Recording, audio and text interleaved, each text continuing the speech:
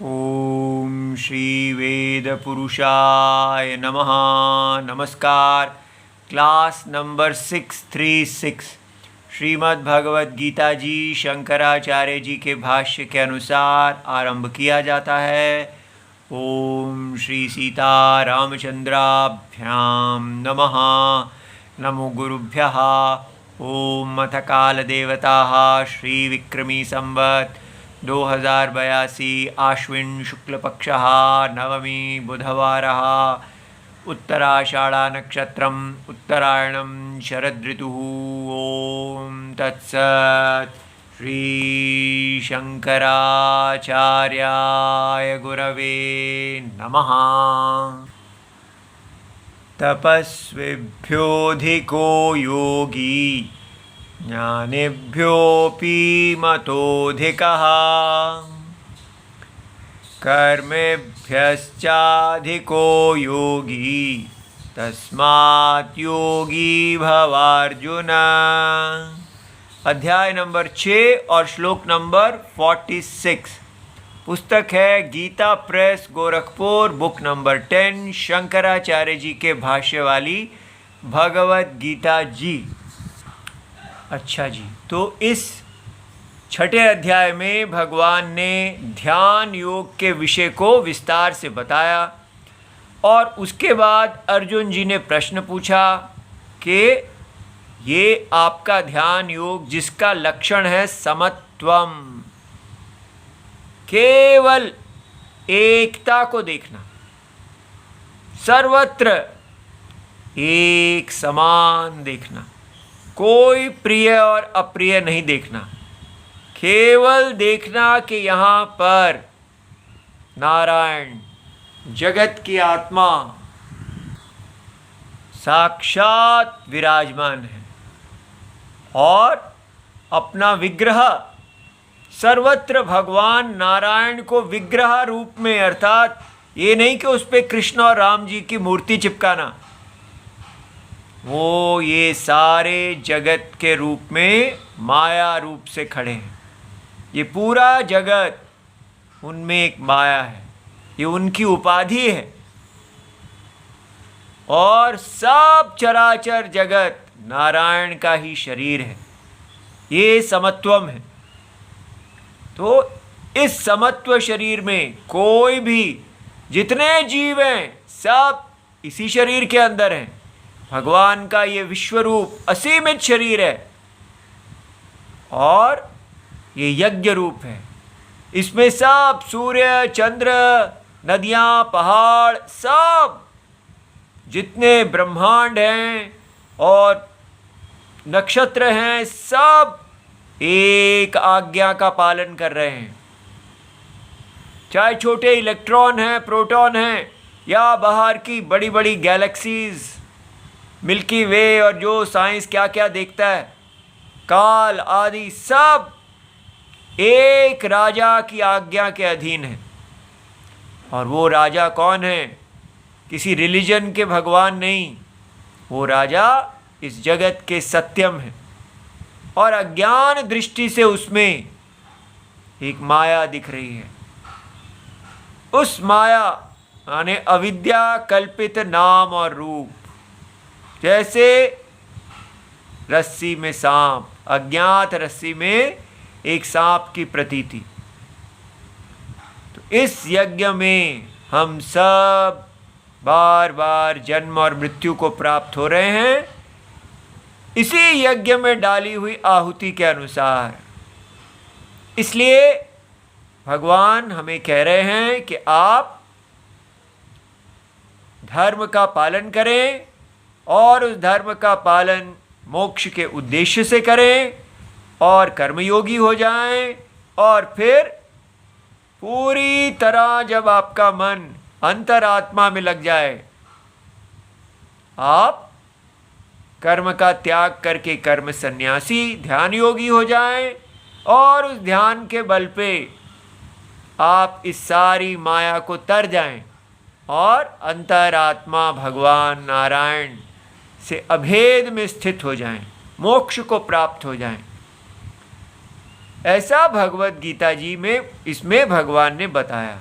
अर्जुन ने कहा कि भगवान जो आप कह रहे हैं मुझे समझ में आ रहा है सारे साधन, किंतु मेरा मन, सिर्फ मेरा मन ही नहीं सारे संसार का मन इतना चंचल है कि वो तो केवल माया में ही प्रिय अप्रिय देखता है, समता मन नहीं देख पाता।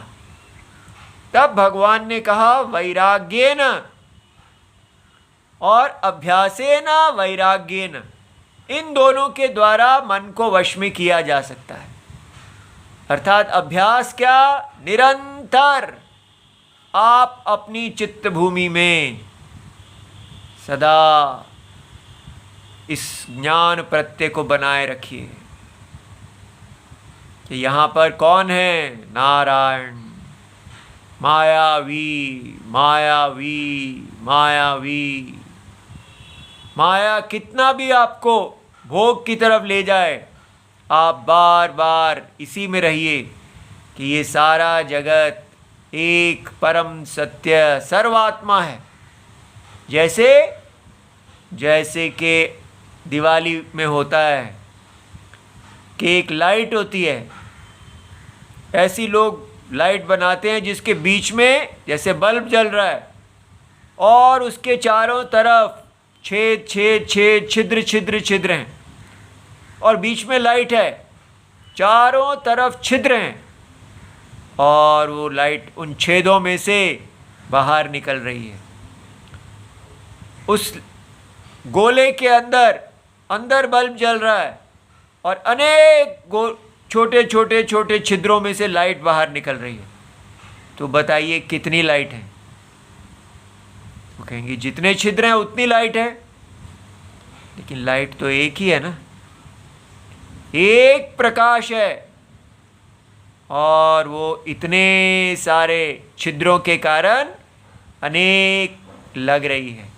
अज्ञानी को लग रहा है कि यहाँ पर अनंत छिद्र हैं, इसलिए अनंत प्रकाश हैं, लेकिन ज्ञानी क्या देख रहे हैं? उपाधि के कारण वो प्रकाश जो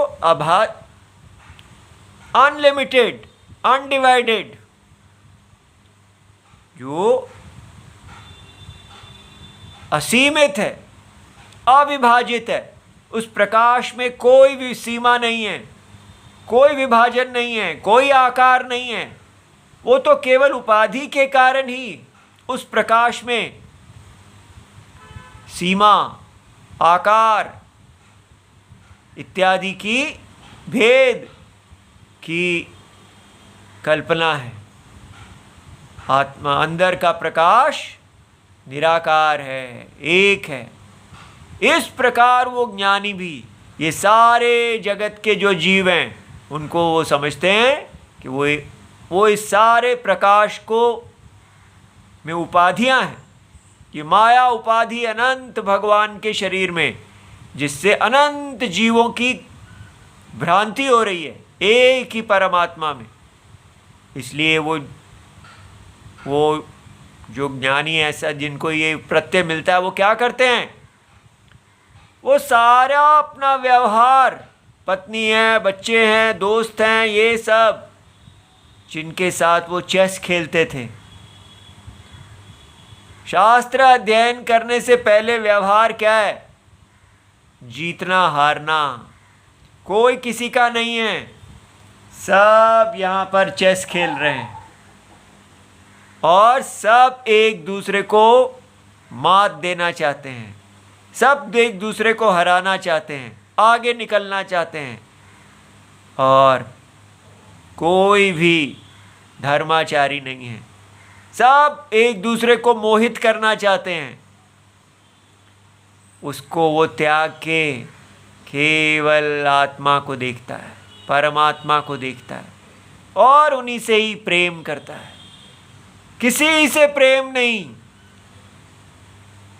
ये जो एक प्रकाश सारे संसार में दिख रहा है, सारे के सारे संसार को धारण किए हुए जो अनंत आत्मा प्रकाश रूप, जो उनके शरीर में भी हैं, सबके शरीर में हैं, सारे स्वप्न के अंदर हैं, व्याप्त अविभाजित पूर्ण सच्चित आनंद रूप, बस वो उनको ही देखते हैं और उसमें ही उनको सुख मिल जाता है।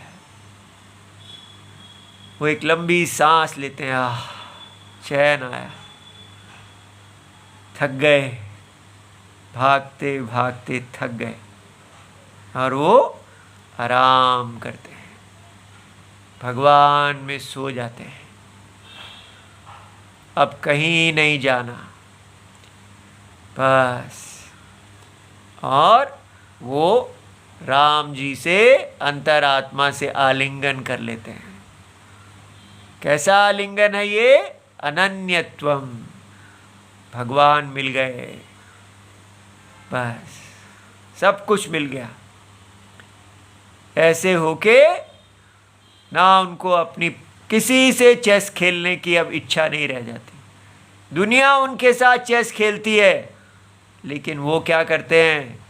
वो केवल अंतरात्मा हुए भगवान राम ही हो जाते हैं। और वो बस जैसे राम जी की आज्ञा से एक हो गए, अन्यत्वम रहा ही नहीं, अनन्य प्रेम, अनन्य भक्ति, उसमें चले जाते हैं। बार बार वो उससे गिरते हैं और फिर से चेस्ट के अंदर जाने लगते हैं। फिर उनको आता है मेरी पत्नी ने क्या किया, मेरे पतिदेव ने क्या किया, मेरे बच्चे ने मेरे को क्या कर दिया। उनको गुस्सा आता है, ये दुनिया कैसी है, मैं ये अच्छा करता हूँ, ये मेरे साथ बुरा करते हैं, इनको तो केवल बस स्वार्थ ही चाहिए। लेकिन फिर वो अपने मन में जाते हैं, फिर भगवान से आलिंगन करते हैं, बार बार खींचते हैं। योगाभ्यास, ये योग अभ्यास है। खींच खींच के वो फिर सत्य में अपने आप को प्रतिष्ठित करते हैं। और फिर देखते हैं कोई पत्नी नहीं, कोई बच्चे नहीं, कोई परिवार नहीं, सब उपाधि माया के कारण एकता में अनेकता भास रही है, उसका आभास ही कर्णम करते हैं। सत्य में ऐसा कुछ भी नहीं है। ऐसा देख के वो फिर अपनी आलिंगन अवस्था में चले जाते हैं और फिर वहाँ पर केवल राम जी रह जाते हैं। और इस प्रकार ये है यत्नम अभ्यासेन वैराग्येन। फिर अर्जुन जी ने प्रश्न पूछा कि मैं ये जानना चाहता हूँ, ऐसा सोचता हुआ व्यक्ति अगर उसके प्राणी चले जाएं, मोक्ष प्राप्त ना हो, फिर? तो भगवान ने उसका भी उत्तर दिया कि कैसे उनका भी उच्च पुण्य लोकों में जन्म होगा, फिर अनुकूल स्थान में जन्म होगा, फिर उनका मन वापस उसी योगाभ्यास के बल की प्रबलता पर उसको पकड़ लेगा और वो अपनी यात्रा पूरी करेगा। इस प्रकार भगवान ये सब बताते बताते 6ठे अध्याय के अंत तक आप गए हैं। और अब वो 6ठे अध्याय को उपसंहार करने के मन में है कि जो मैंने विषय शुरू किया था वो पूर्ण हुआ। तब वो भगवान जो हैं वो बता रहे हैं कि हे अर्जुन, मैं ऐसा चाहता हूँ कि आपको योगी, तस्मात् योगी भव अर्जुन। हे अर्जुन, हम चाहते हैं कि आप योगी बने। तो अर्जुन को जो कह रहे हैं उसका क्या अर्थ है? भगवान हम सब जो भगवान नारायण के शिष्य हैं, भगवान नारायण ही हैं, उनसे अनन्य प्यार करने वाले हैं। हम सबको भगवान कह रहे हैं कि आप सब योगी बनिए, मेरे से अनन्य प्यार करने वाले बनिए, सदा मेरी आज्ञा का पालन करने वाले बनिए। सदा कोई चेस गेम ना खेलिए, जैसे रामायण में सीता जी, राम, लक्ष्मण इत्यादि कहीं पर वो चेस गेम, कोई पावर गेम खेलते हुए नहीं दिखते। वो केवल ऐसे व्यवहार करते हैं जैसे स्वयं नारायण जगत के आत्मा ही व्यवहार कर रही हो। वो साक्षात धर्म मूर्ति हैं। सुख में दुख में उनके लिए कोई इष्ट नहीं है। चाहे राज्य अभिषेक हो या वनवास हो, वो उसमें समता देखते हैं। हनुमान जी सदा राम जी की आज्ञा पारायण करते हैं। बस उनके जीवन का एकमात्र उद्देश्य है राम आज्ञा, राम तुष्टि, राम प्रीति। सब पात्र राम ही हैं। भगवान चाहते हैं हम सब ऐसे ही हो जाएं। ठीक है, इसलिए वो एक क्रम बताते हैं। वो कहते हैं तपस्विभ्यो अधिकः योगी, कि इस संसार में जो तपस्वी व्यक्ति है उसका बड़ा मान है, लेकिन ये जो मेरे से अनन्य प्यार करने वाला है उससे तपस्वी से योगी बड़ा है। आपको लगता होगा कि भाई तपस्वी तो बहुत बड़े हैं, कैसे वो तपस्वी जान लेते हैं क्या होता है। ये 10वां अध्याय है और 5वां श्लोक है। वहाँ भगवान शंकराचार्य जी तपस का अर्थ बता रहे हैं। तो कहते हैं इंद्रिय संयम पूर्वकम शरीर पीड़नम।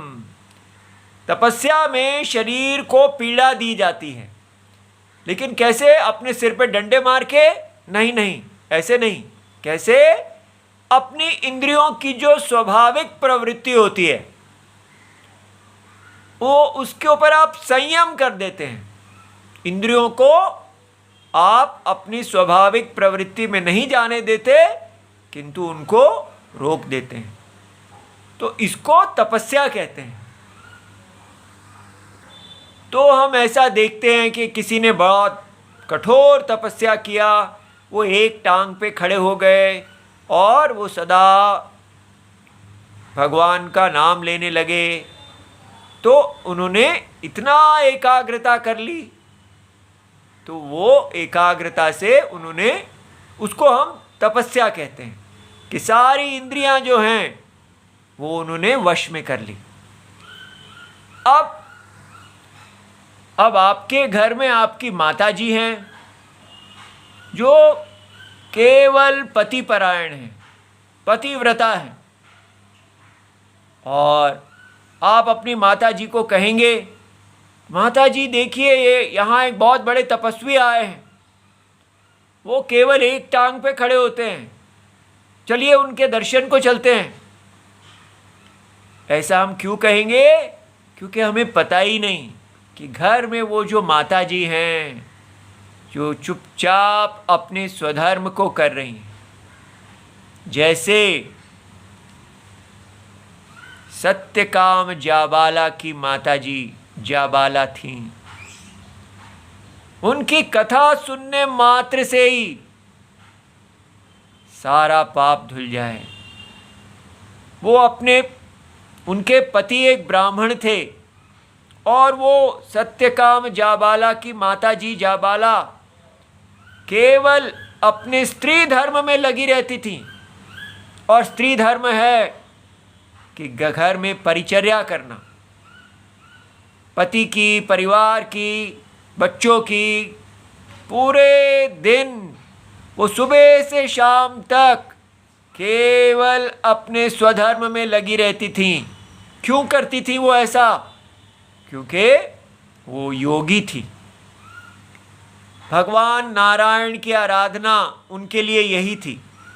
उन्होंने कभी ये नहीं सोचा कि मेरे लिए बड़ा क्या है, छोटा क्या है। केवल वो अपने स्वधर्म में लगी हुई थी। और ऐसा करते करते उनके पतिदेव जी के प्राण चले गए और वो अपने पुत्र के साथ रह गईं।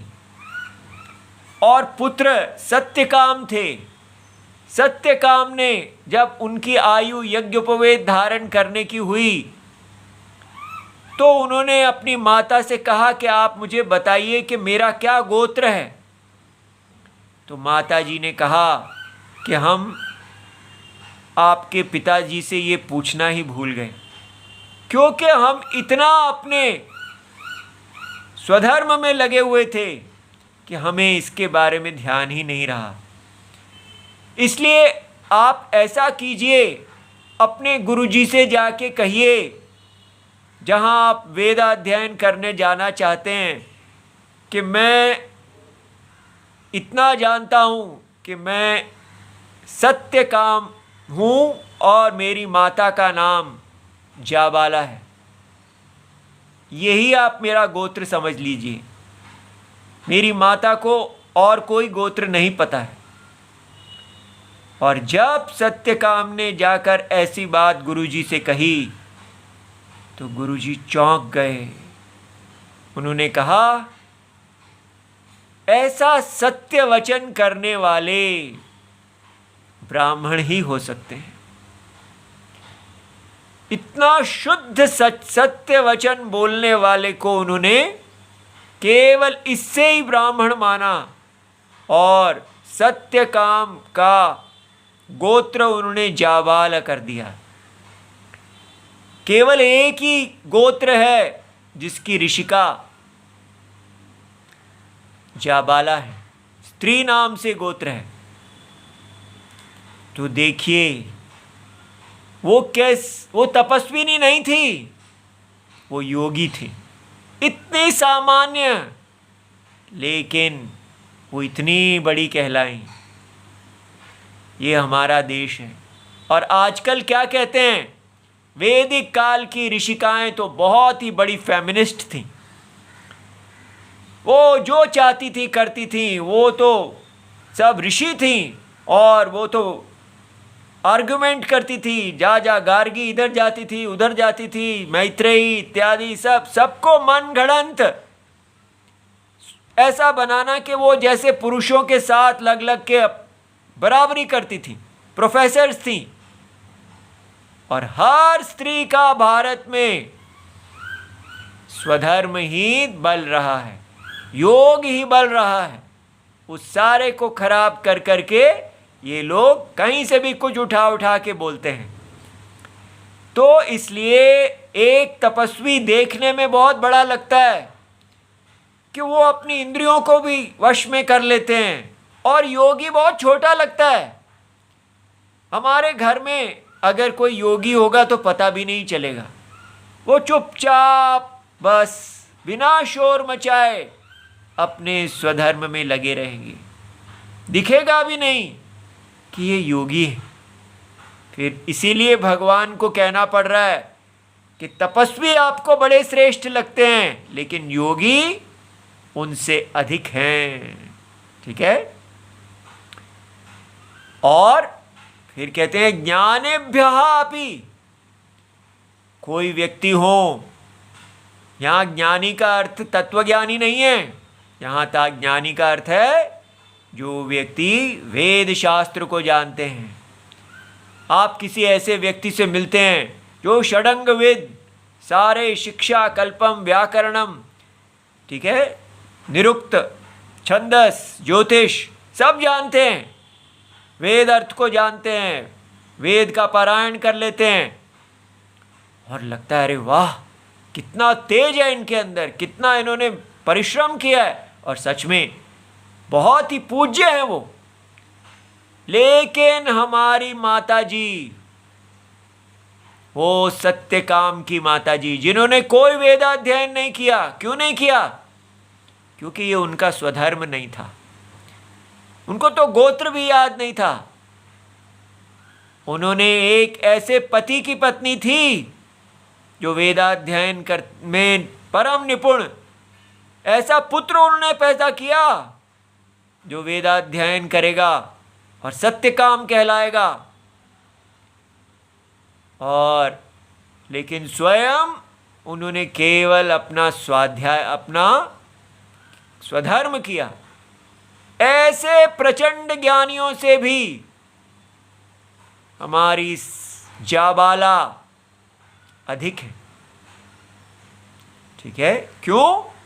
क्योंकि स्वधर्म केवल नारायण के आराधना रूप से, उसमें कोई बड़ा छोटा ना देखते हुए, वो प्रकाश, एक प्रकाश जो अगर स्त्री रूप के मुख से निकल रहा है तो भी नारायण है, पुरुष रूप के मुख में है तो भी नारायण है। उस एक अनंत प्रकाश में अनन्य हुए भक्ति भाव से अपना कार्य करने वाले हमारे योगी जाबाला माता जी कितनी बड़ी है। ऐसा मतः, ये वेद का मत है, भगवान बता रहे हैं। और भी कोई है? हाँ, कर्मेभ्यः, इन वेद के ज्ञानियों से बड़े हैं जो ज्ञान प्राप्त करके अपने वैदिक धर्म के अंदर लगे हुए हैं। ब्राह्मण हैं तो ब्राह्मण कर्म कर रहे हैं, क्षत्रिय वैश्य शूद्र इत्यादि जहां पर भी हैं वो इस महायज्ञ में अपने कर्म को कर रहे हैं। किंतु इनसे भी अधिक है योगी। क्यों? क्योंकि इनका फल सकाम है। कर्मी वो होता है जो अपने स्वधर्म को करे। किस प्रकार करे? उच्च गति की इच्छा से करे। जैसे सारे देवता आज वो अपने उच्च पद पे हैं। क्यों? क्योंकि वो कर्मी थे, उन्होंने अपने कर्म को किया यमराज आदि उच्च पदों को प्राप्त करने के लिए, किंतु उनको कर्म योगी होने का सौभाग्य वैराग्य नहीं प्राप्त हुआ। इसलिए भगवान चाहते हैं कि इन महान कर्मियों से भी अधिक योगी हैं। हमें योगी बनना चाहिए। आप देख रहे हैं योगी बनने के लिए अपना अहंकार, माय बॉडी, मैं जो चाहता हूँ, मेरी इच्छा, ये सब छूट जाती है और क्या रह जाता है? केवल भगवान नारायण की निर्मल इच्छा। नो चेस, कोई जीत नहीं, कोई हार नहीं, कोई जय नहीं, कोई पराजय नहीं, कुछ नहीं, केवल बस वैष्णवजन। वैष्णवजन को तेन रे कहिए, पीड़ पराई जाने रे। उसको किसी को हराना नहीं है, किसी को जीतना नहीं है, वो तो केवल सत्य नारायण में स्थित है, सबका हितैषी। लेकिन किसी के साथ कोई उसका प्रेम नहीं, ना द्वेष ना प्रेम। तो तस्मात्, इसलिए हे अर्जुन, आपको योगी होना चाहिए। तो देखिए, हमसे प्यार करने वाले नारायण हमारे लिए क्या इच्छा कर रहे हैं, और हम उनकी इच्छा अपने प्रेम के लिए पूरी करें।